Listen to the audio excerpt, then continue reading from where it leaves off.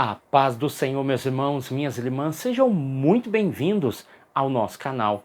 É tempo de ensinar EBD, um canal exclusivo para os amantes da escola bíblica dominical. Você do outro lado já me conhece, eu sou Adriano Ricobeiro, sou presbítero da Assembleia de Deus aqui da cidade Franca, no interior de São Paulo. Também sou professor da escola bíblica dominical. Ministro aulas também no CAPED, que é o Centro de Aperfeiçoamento Pedagógico da Escola Dominical. E hoje estaremos estudando mais uma aula da revista dos jovens, a lição de número 8. Ela tem como título Autenticidade, vírgula, um antídoto contra as paixões deste mundo. Amém? Então, nós vamos estudar essa belíssima aula dos jovens que vai ser uma bênção para as nossas vidas. Antes de nós iniciarmos o nosso vídeo, gostaria de pedir 3 coisas importantes para você. Primeiro, aquele like do céu que tem nos abençoado muito.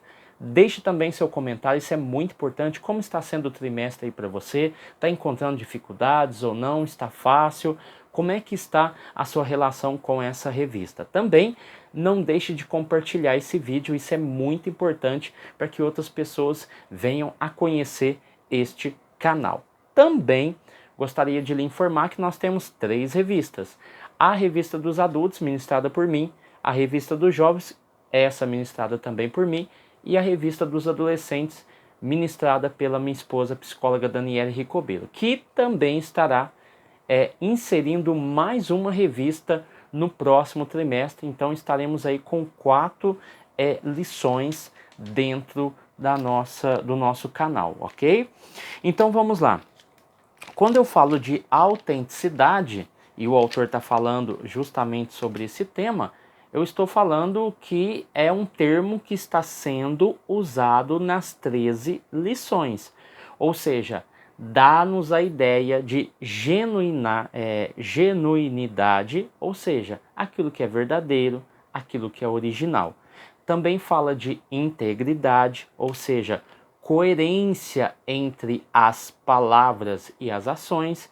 Eu também estou falando de originalidade, que é preservar a identidade única, e também falo de sinceridade, que é aquela ausência de fingimento ou hipocrisia. Então nós vivemos realmente uma autenticidade pessoal. Por que autenticidade pessoal? Porque a autenticidade pessoal é ser fiel às próprias crenças e valores. E tem tudo a ver com o nosso tema desta semana. Vamos lá. 2 Coríntios capítulo 10, versículo 3 ao 4, é o nosso texto principal. Vai dizer assim, ó: porque andamos na carne, não militamos segundo a carne. O texto aqui é claro que somos humanos, mas não lutamos por motivos humanos. Nós somos humanos, mas não lutamos por motivos humanos. Porque as armas da nossa guerra, da nossa luta, não são carnais, mas sim poderosas em Deus para a destruição dessas fortalezas. Então elas são armas poderosíssimas de Deus, capazes de destruir fortalezas e assim destruirmos falsas ideias correlacionadas ao mundo. Nos nossos objetivos, compreender a necessidade de resistir às paixões, explicar as consequências dessa paixão e destacar a importância da submissão e resistência. Vai ser 2 temas importantíssimos, ok? Então vamos lá, nós vamos estudar Tiago capítulo 4, versículo 1 ao 7. Então estamos nos inserindo dentro de um novo contexto, dentro de um novo capítulo. Eu não vou ler ele aqui porque ele já está diluído dentro do corpo do texto. É importante que você perceba, analise e trabalhe o texto de Tiago capítulo 4. Não precisa de você vasculhar a Bíblia. Não. A lição nossa vai trabalhar o capítulo 4. Então vamos nos prender a ele e vamos trabalhar os versículos estabelecidos. Aqui na nossa introdução, o autor vai dizer aqui, ó: no capítulo 4 nós encontramos uma advertência. Então, dentro dessa advertência, é trabalhado o quê? Os perigos dessa amizade com o mundo, e não somente o perigo, mas também as suas consequências. E também trabalharemos, a introdução vai dizer, a questão da submissão a Deus. Vamos aqui para o tópico de número 1, resistindo às paixões desse mundo. Conflitos e disputas. No primeiro versículo do capítulo 4, nós vamos ver que Tiago revela a origem desses conflitos humanos. E ele faz uma pergunta: de onde vêm as guerras e pelejas que há entre vós? Aqui é interessante, por quê? Porque as guerras exteriores vêm de guerras interiores. Isso é uma frase bem interessante para nós aplicarmos aqui. As guerras que acontecem de forma exterior é as guerras ocasionadas pelas guerras interiores. Se você voltar no capítulo 3, versículo de número 14, você vai ver Tiago falando sobre essa questão. No coração existe inveja, amargura e egoísmo. Nós estudamos lá na página 49, onde nós estudamos no subtópico 2 do tópico 1, e nós falamos sobre essa questão. A amarga inveja, que seria o quê? O profundo ressentimento pelas conquistas alheias, e o sucesso das pessoas. Quando o autor fala sobre a amargura, ele está falando justamente do ressentimento, da raiva, das frustrações, causa amargura na pessoa. E o egoísmo, que nada mais é do que priorizar os próprios interesses em detrimento das outras pessoas, ok? Então aqui nós temos já estudado em lições passadas esse conceito do versículo 14 do capítulo de número 3.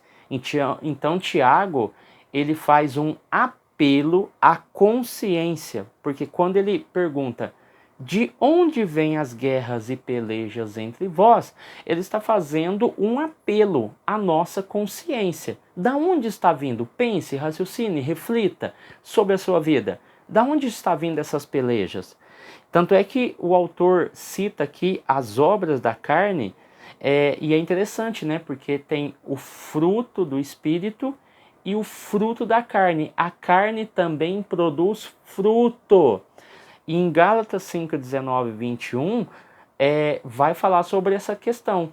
A natureza humana produz. O que ela produz? Imoralidade sexual, impureza, ações indecentes, adoração a ídolos, feitiçaria, inimizades, brigas, ciumeiras, acesso de raiva, ambição egoísta, né? Ambição egoísta, desunião, divisão, invejas, bebedeiras e farras, e coisas semelhantes a estas que as pessoas cometem não terão parte no reino de Deus. Então é importante que você pegue algum desses elementos e trabalhe com seus jovens, tais como bebedeiras, farras, desuniões, divisões, inveja, acessos de raivas, brigas, inimizade. São coisas que estão no cotidiano do jovem e pode acontecer de maneira muito normal no meio de uma sociedade jovem. Aqui o autor, ele vai continuar e vai dizer assim, que todos esses elementos que nós citamos, eles são prejudiciais. E nunca existirá um lado vencedor. Isso é bom que se priorize e frise isso para os seus alunos, que em um momento em que tem acesso de raivas, brigas, contendas, dissensões, intrigas, invejas, nunca, em hipótese alguma, haverá um vencedor. Sempre os dois lados irão perder. Então, esses são os resultados dos desejos maus da velha natureza. Quando não consegue o que deseja, luta com as armas carnais para satisfazer o seu eu. A pessoa usa de tudo, a mentira, usa a tramóia, a trapaça, usa a influência, usa o dinheiro, usa os elementos que ela possui, que ela entende que é importante para enganar, mentir, ou seja, ela usa essas armas carnais para conseguir aquilo que ela deseja. Vamos aqui para o subtópico 2, problemas com falta de respostas na oração. Será tratado aqui no versículo 2 e no versículo de número 3.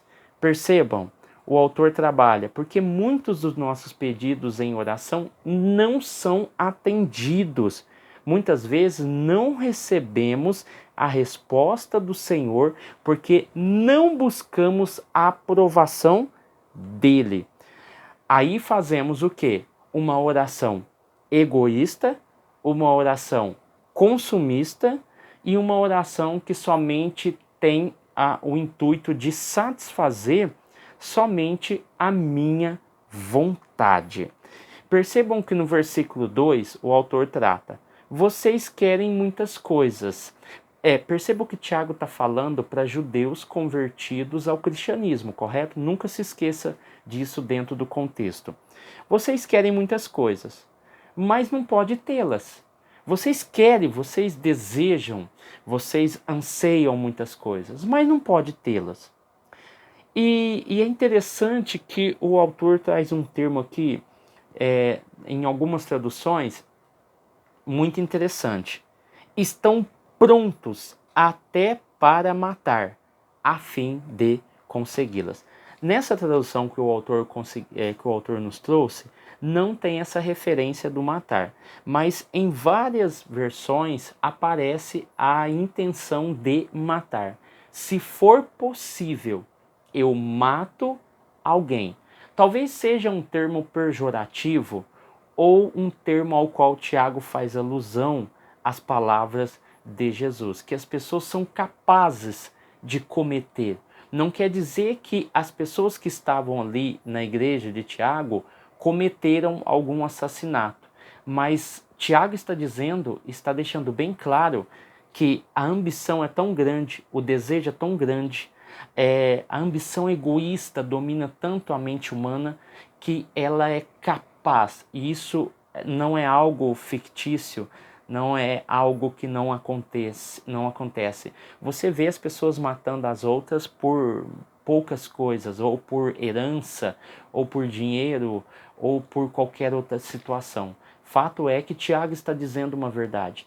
Pessoas são capazes de até matar as outras para conseguir os seus interesses, para conseguir aquilo que ela quer. Esposa mata o marido por causa de seguro, o marido mata a esposa por causa de coisas banais. Enfim, o ser humano é capaz de fazer qualquer coisa quando ele é dominado por esses sentimentos. Então, se você pegar alguma outra tradução, igual essa daqui, ó, NTLH, nova tradução da linguagem de hoje, da CPAD, ela já vai trazer essa tradução, que eles estão prontos até para matar, a fim de conseguir os seus objetivos. Aí Tiago continua no versículo 2. Vocês as desejam ardentemente, é algo que queima, é algo que não te deixa dormir, é algo que te deixa ansioso, agoniado. Mas como não conseguem possuí-las, qual que é o melhor caminho? Brigar e lutar. Então, Tiago está falando, já que vocês não aguentam esperar, vocês têm um desejo muito grande de conseguir, vocês querem agora e vocês não conseguem, vocês partem para o pior do ser humano, que é brigar e lutar por aquilo que eles querem. E não é lutar no sentido positivo, é no sentido negativo. Porque aqui nós temos duas sentenças, né? A primeira sentença é que eles estão prontos até para matar a fim de conseguir, e a outra é que eles lutam e brigam para conseguir os seus objetivos. E aonde está a oração? E aonde está a perseverança? E aonde está a paciência? E aonde está a esperança? E aonde está a expectativa? Elas foram tudo jogado por ralo abaixo. Porque é mais fácil eu brigar, é melhor eu lutar para derrubar, para aniquilar aquele que eu considero o meu inimigo. Ou, se for o caso, eu mato alguém a fim de cumprir um propósito na minha vida. Então, Tiago, ele vai dar uma resposta de uma consciência acusadora. É como se Tiago fosse a consciência das mentes daqueles seus ouvintes. É como se Tiago fosse a consciência e estivesse falando dentro do ouvido deles. Então Tiago representa esse eco que tem dentro da nossa mente.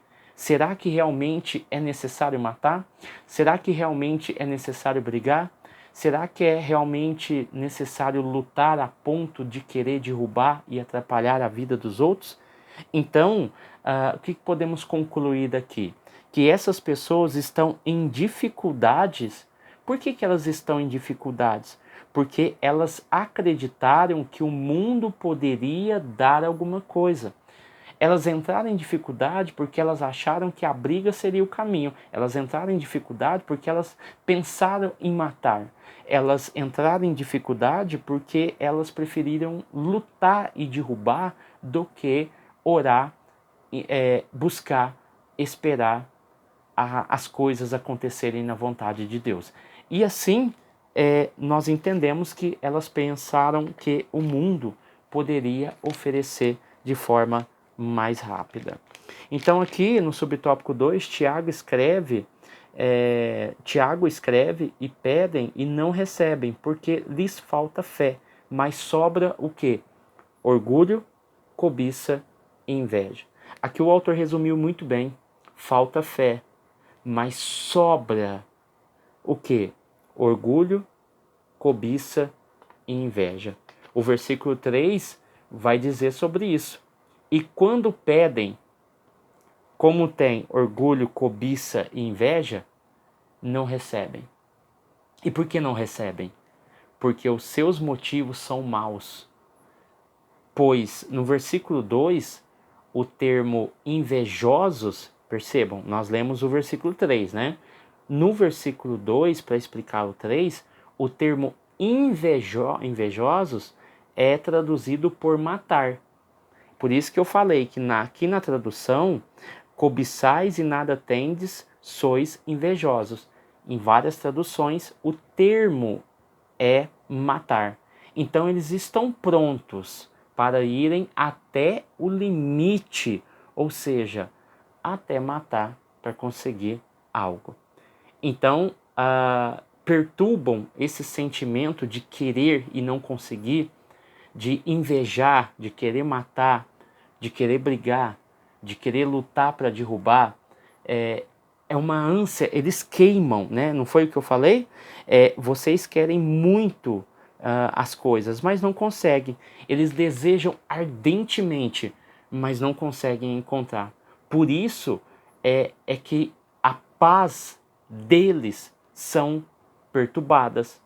E como a paz dessas pessoas são perturbadas, vocês brigam, matam e espalham conflitos aos outros, né? Então é isso que está acontecendo aqui. Vocês espalham contenda, espalham dissensões, espalham brigas, espalha disse-me-disse. E isso vai causando um burburinho dentro da igreja, dentro do ambiente, que começa a sair do controle.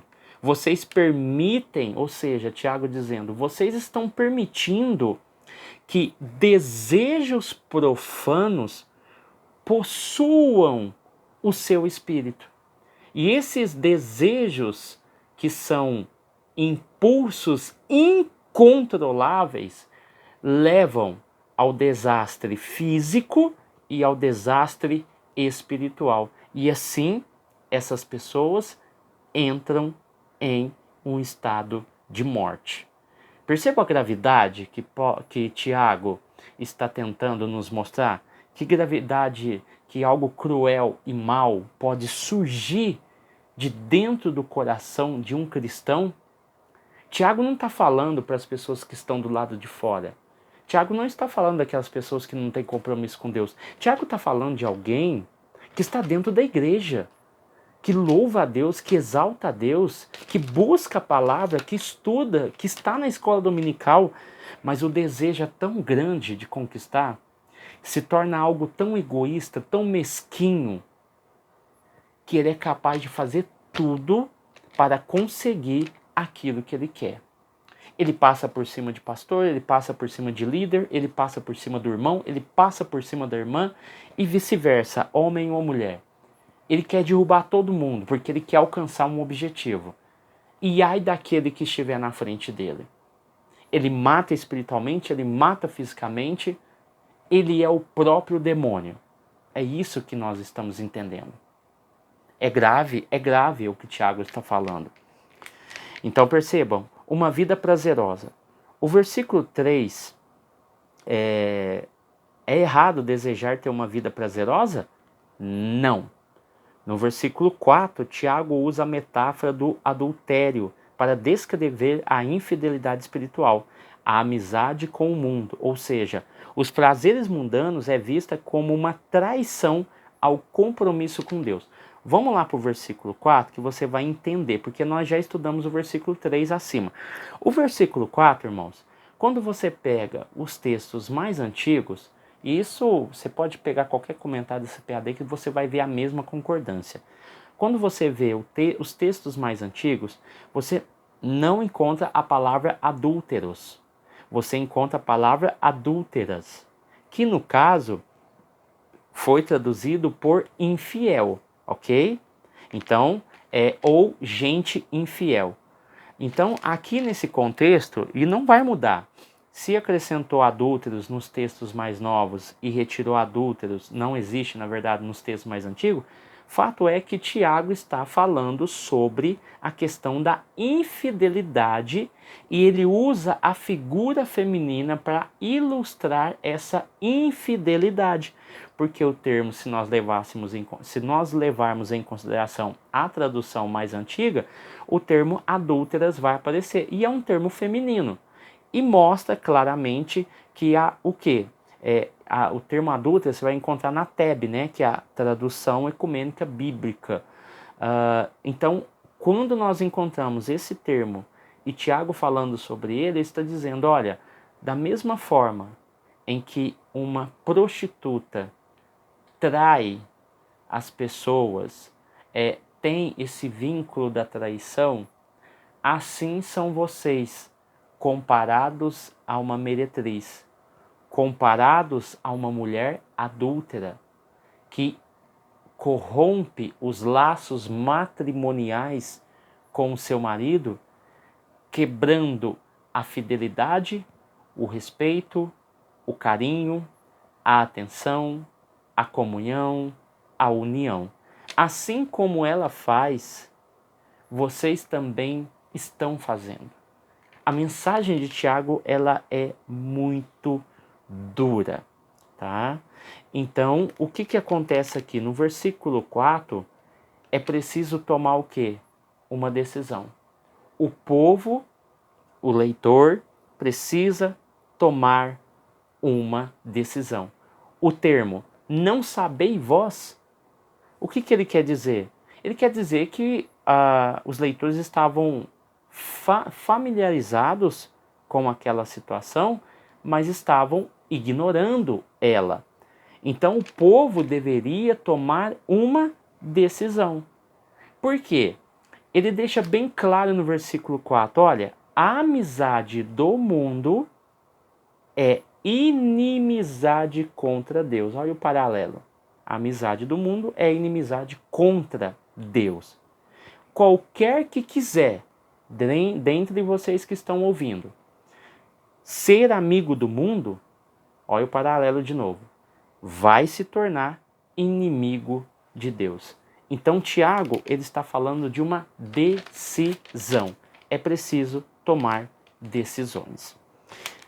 Então isso você pode trabalhar com seus alunos, essa questão da decisão, a responsabilidade. Tópico 2. As consequências das paixões desse mundo. Ignorar o zelo de Deus. Então nós estudamos aqui o versículo 3, o versículo 4, vamos aqui para o versículo de número 5, que vai tratar sobre o espírito que tem ciúme. Vamos lá, Tiago afirma que o espírito humano, que foi dado originalmente por Deus, se encontra em uma situação de rebeldia por causa da queda. A nossa velha natureza é odiosa, ciumenta e ávida pelos prazeres desse mundo. Percebam que o versículo 4 vai falar sobre um tema que causa muita, eu não vou dizer polêmica, mas muitas controvérsias, porque o texto do versículo 4 vai dizer o seguinte, ó, ele vai falar sobre os adultos e adultas, portanto, versículo 5, ou cuidai vós, que em vão diz a Escritura, o Espírito que em nós habita tem ciúmes? Ponto de interrogação, e o Espírito está com E maiúsculo. Então aqui nós temos que tomar um pouco de cuidado, porque primeiramente o Tiago vai dizer assim, ó, e não diz a Escritura, quando ele usa esse termo, ele não reproduz uma citação nem do Velho e nem dos escritos atuais ao qual ele está inserido, da igreja primitiva. Tá? Então ele não reproduz a citação de nenhum livro. Ele fala que a Escritura diz, mas não cita. Fato é que provavelmente, ele deva ter retirado essa ideia de algum livro judeu ou algum livro da era primitiva, porque o texto e o contexto não nos dá a clareza de qual versículo, de qual livro ele tirou tal pensamento. Fato é que pode ser que isso foi tirado de algum livro judeu ou algum livro da igreja primitiva que havia aí e tinha muitos. O versículo 5 que nós estamos, algumas traduções vai dizer, igual essa daqui, ó, o Espírito com E maiúsculo que em nós habita tem ciúmes, tem até um ponto de interrogação. Mas a ideia aqui, primeiramente, é entender a ideia de habitar. O Espírito que em nós habita, ou seja, a ideia de habitar indica a presença do Espírito de Deus nessa nossa natureza. Isso é o primeiro ponto. Ou seja, o Espírito de Deus habita dentro de nós. Uma interpretação interessante que eu peguei poderia ser o seguinte, olha, ele, Deus, anela de modo ciumento pelo Espírito que fez habitar em nós. Então aqui o texto não está falando do Espírito de Deus, mas do Espírito humano, ok? Então ele anela de modo ciumento pelo Espírito com E minúsculo que se fez habitar em nós. Ele colocou o Espírito em nós. Então Deus fica condoído com a nossa simpatia dividida. Por isso que no subtópico anterior, eu falei sobre a questão da decisão. Então Deus deseja que a plenitude do seu Espírito controle a nossa vida, ou controle o nosso espírito.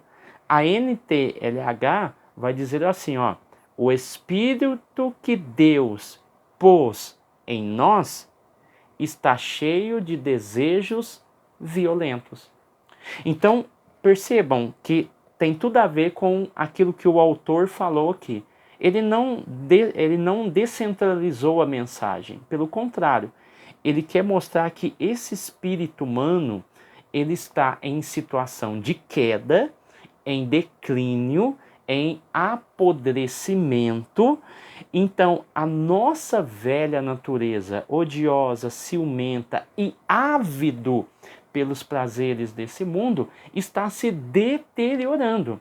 Então, quando Deus olha para nós, de maneira mais simplificada, Deus quer habitar. Então, Deus tem ciúme do espírito que ele deu para os seres humanos. Por quê? Porque Deus, ele tem ciúme, porque ele anela por esse espírito que ele deu. Ele não quer que esse espírito se perca. Ele não quer que esse espírito se contamine. Ele não quer que esse espírito entre em declínio. A nota da NVI vai dizer o seguinte, ó: Deus tem ciúme e anseia pelo espírito com E minúsculo que ele fez habitar em nós. Essa seria a interpretação e a forma mais correta de entender. Não quer dizer que o Espírito que em nós habita tem ciúmes. Então aqui colocou com E maiúsculo, e não é um E minúsculo, trazendo a ideia de espírito humano, ok? Então seria assim, ó: o Espírito, Deus, que habita em nós, tem ciúmes, tá?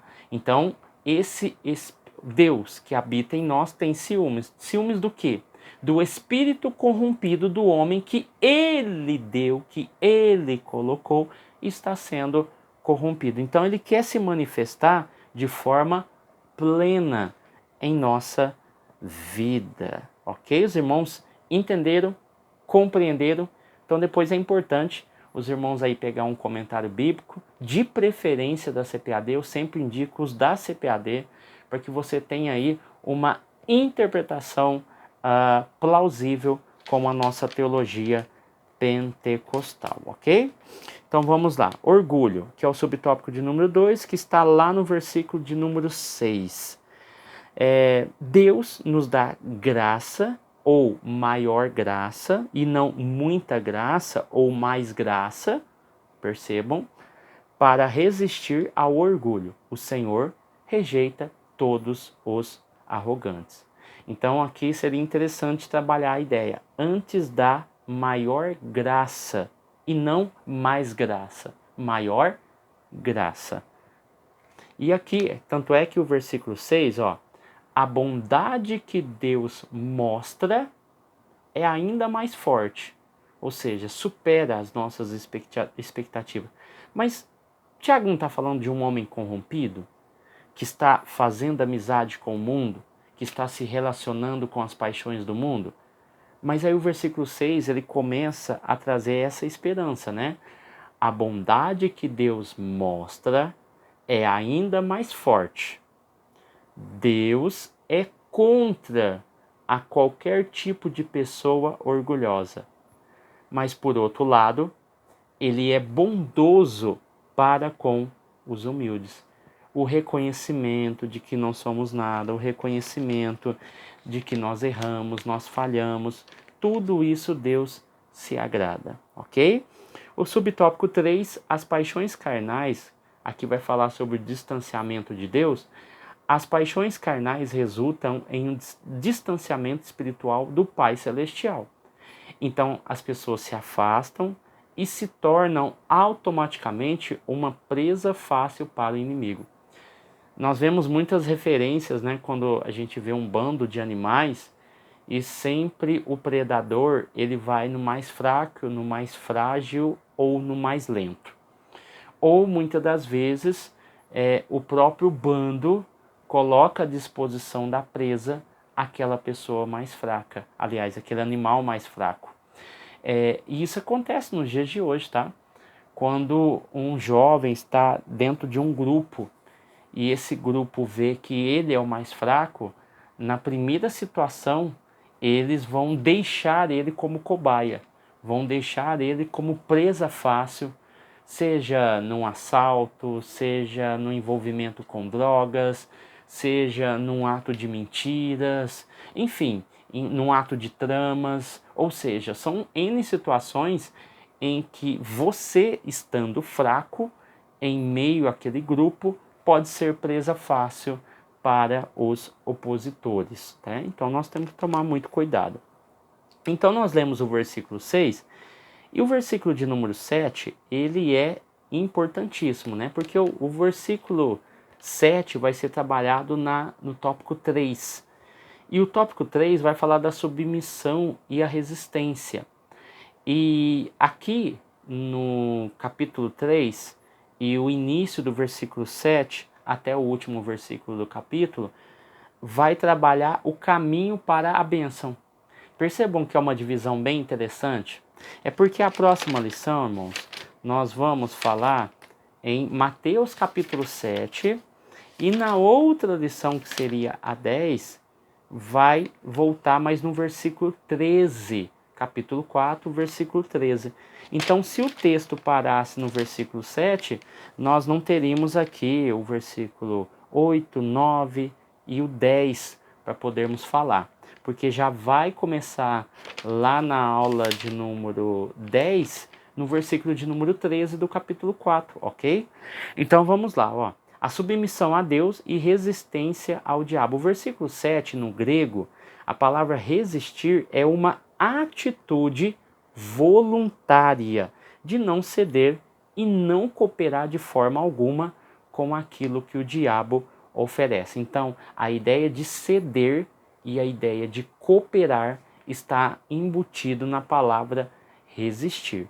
Então, a submissão, que é o outro termo abordado, coloca Deus em primeiro passo, tá? Em primeiro objeto, ou seja, vencer as tentações e os ataques do inimigo através da submissão ao diabo? Não, a submissão a Deus. Percebam o que fala o versículo 7, ó. Pois obedeçam a Deus. É o primeiro passo, porque nós estamos falando agora de uma nova etapa do sermão de Tiago. E aqui ele vai começar a dar esperança. Então eu estou falando do caminho para a bênção. Qual que é o caminho para a bênção? Primeiro, obedeçam a Deus.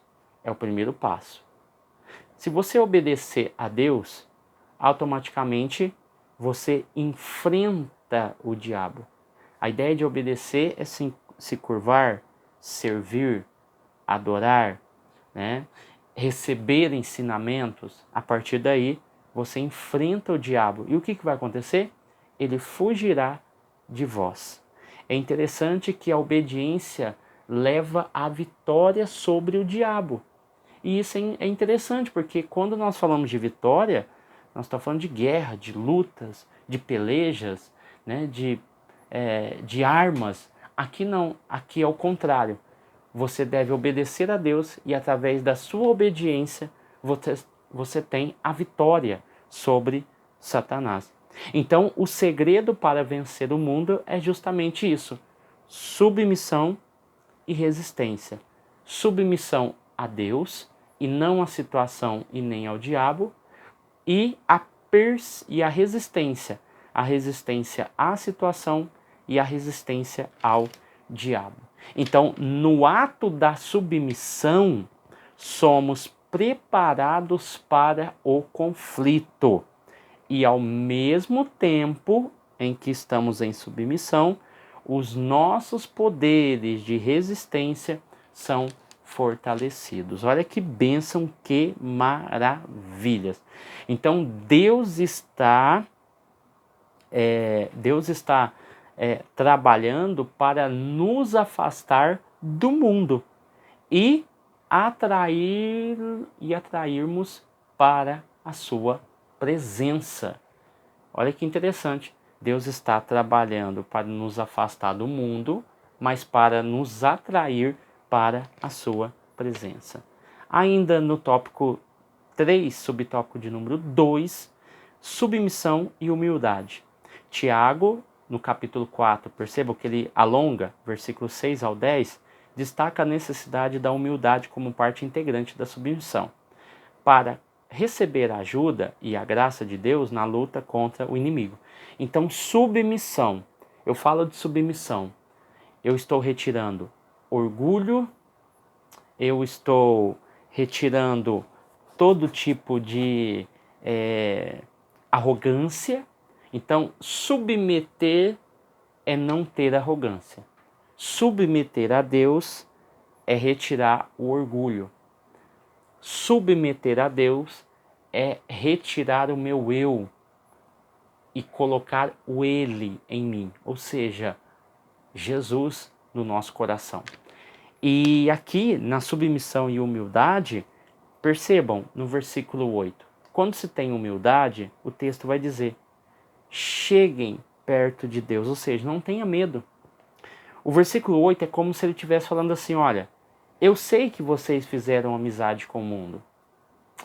Eu sei que vocês praticaram coisas ilícitas. Eu sei que você praticou coisas banais. Mas como eu estou apresentando para vocês um novo caminho, um caminho de bênção, eu estou convidando vocês para chegarem perto de Deus sem medo, sem acanhamento, sabendo que você errou. Por isso que fala da humildade.